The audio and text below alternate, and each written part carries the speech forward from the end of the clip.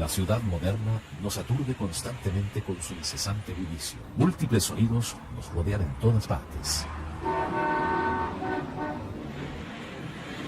Los ruidos son sonidos indeseados y desagradables, que se generan en fuentes fijas o móviles, pudiéndose propagar en todas direcciones. Millones de personas en el mundo conviven con el ruido. El grado de molestia y el tipo de daño que puede provocar el ruido depende de su duración y de su intensidad. El nivel de intensidad de los sonidos se mide en decibeles. Esta escala de medición se extiende desde 0, para los sonidos apenas audibles, hasta 120 o más decibeles, para los sonidos muy intensos que provocan dolor y daño al sistema auditivo, el que puede ser eventualmente irreparable. El instrumento que se utiliza para medir el nivel sonoro es el sonómetro. En su extremo superior, un micrófono capta la señal sonora. Sus circuitos interiores incluyen una etapa amplificadora y una unidad que procesa el sonido. La pantalla de cristal líquido exhibe el nivel sonoro. ¿Qué niveles típicos se miden en diferentes ambientes sonoros? Hojas agitadas por una brisa suave, 10 decibeles. Conversación normal a 1 metro de distancia, 60 decibeles. Una discoteca o un personal stereo, 100 decibeles. Concierto rock, 110 decibeles.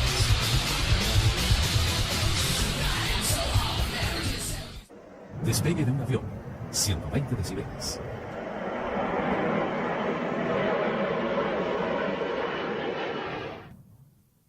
¿Cuánto puede resistir el oído? Las ondas sonoras penetran al oído a través del canal auditivo. Este canal termina en el tímpano, una delicada membrana que comunica con el oído medio. En el oído medio se aloja un sistema de palancas formado por 3 pequeñísimos huesos articulados entre sí: martillo, yunque y estribo. Estos huesecillos son los más pequeños del cuerpo. El mango del martillo está unido al tímpano. En el otro extremo, la base del estribo se apoya en la ventana oval, que corresponde a la entrada al oído interno.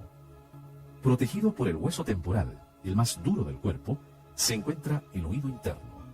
Aquí se hallan los 3 conductos semicirculares, los cuales controlan el sentido del equilibrio, y la cóclea o caracol, donde tiene lugar el proceso principal de la audición.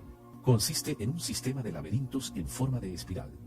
Está dividida, en su mayor parte, por 3 canales que contienen líquido: perilinfa, en los canales exteriores, y endolinfa, en el canal central. Un corte transversal de la cóclea revela su compleja estructura interior. Se distinguen las rampas o canales que recorren su interior, los canales vestibular y timpánico, y entre ellos el canal coclear. Están separados por la membrana vestibular o de Reissner y la membrana basilar. La membrana basilar sostiene al órgano de Corti. Aquí se encuentran unas 15.000 células ciliadas sensoriales en cada oído. Cuando el estribo presiona el oído interno a través de la ventana oval, se generan movimientos ondulatorios en las membranas inferior y superior que soportan al órgano de Corti. Este movimiento activa a las células ciliadas. En el extremo superior de las células ciliadas emergen apretados haces de cilios microscópicos. Extremadamente sensibles, estos cilios captan los pequeños movimientos de las células, movimientos incluso casi comparables al tamaño de algunos átomos. Cada penacho ciliar está compuesto por unas cuantas decenas de finísimos cilios. Aquí se observa una ciliar en posición de equilibrio, con forma de cono oblicuo y vértice truncado. Cuando el penacho ciliar se aparta de su posición de equilibrio, como consecuencia de los movimientos de la célula, se genera una señal eléctrica en el extremo inferior de la célula ciliada. Esta señal eléctrica se transmite hacia el cerebro por la fibra nerviosa aferente. De este modo, la célula ciliada actúa como un transductor que convierte un estímulo mecánico en una señal eléctrica hacia el cerebro. Las células ciliadas están distribuidas en 3 filas de células externas y una fila de células internas. En esta imagen, captada a través de un microscopio electrónico, se observa en la parte superior una nítida fila de células ciliadas internas y abajo las 3 filas de células ciliadas externas. ¿Cómo afecta el ruido a estas células? Esta impresionante imagen deja al descubierto el efecto de varios minutos de exposición continua a un ruido de 130 decibeles en un animal de laboratorio. Los cilios de las células internas están notoriamente alterados. Las células externas se han desintegrado, siendo visibles solo los agujeros abiertos que han quedado vacíos en la membrana basilar. El número de células ciliadas está inexorablemente determinado al momento de nacer. No se renuevan. El daño es irreparable. Un oído normal puede captar sonidos de frecuencias comprendidas entre unos 20 y 20.000 Hz. Las frecuencias menores corresponden a los sonidos graves y las frecuencias mayores a los sonidos agudos. Las pérdidas auditivas se evalúan por medio de audiometrías.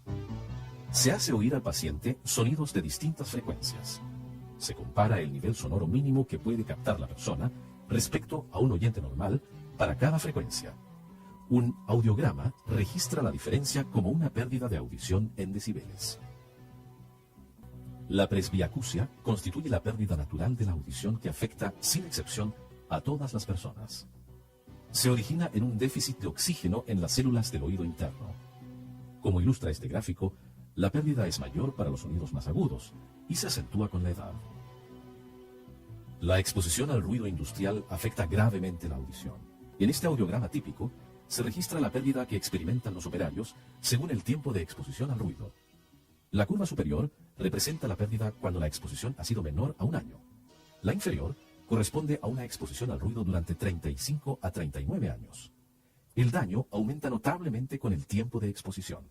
El ruido, cualquiera sea su origen, no solo afecta el sentido de la audición, provoca diversos trastornos fisiológicos, perturba la calidad del sueño y altera el equilibrio psicológico.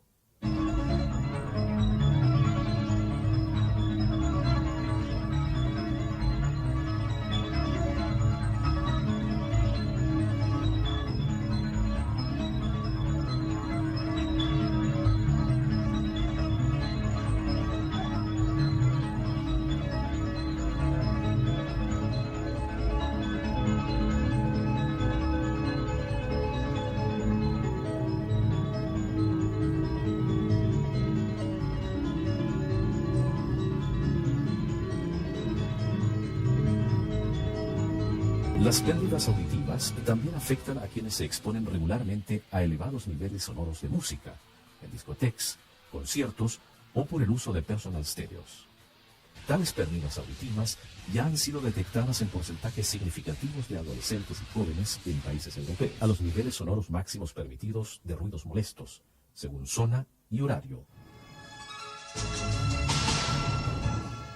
El tiempo máximo por jornada de trabajo al que puede estar expuesto un trabajador en ambientes laborales ruidosos. El ruido constituye un factor ambiental estresante al que están expuestas millones de personas en todo el mundo. Puede provocar alteraciones irreparables de la audición, también otras múltiples afecciones de la salud física y mental.